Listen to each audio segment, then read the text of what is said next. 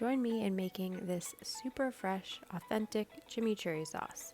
It comes together in about 10 minutes and can keep for up to 2 weeks when stored in the fridge. This Argentinian classic recipe is perfect for serving with steaks, chicken, fish. You can use it as a marinade, as a salad dressing, as a dip. It's a truly addicting sauce that you're going to want to use on just about everything. So we'll start with 1 cup of fresh parsley that is minced up super fine. And to that, we're going to add 4 cloves of minced garlic, 1 teaspoon of minced red chili or red pepper flakes, half a teaspoon of dried oregano, a teaspoon of salt, a pinch of black pepper, 2 tablespoons of red wine vinegar, and 1/2 cup of high quality olive oil. We're going to mix everything together, and at this point you are technically ready to enjoy your chimichurri just like this. Now you'll see in a few moments that I like to blend mine up with an immersion blender just to get it nice and creamy, but that step is optional. If you'd rather just leave it as is, I recommend really using a super sharp knife and mincing things as finely as possible.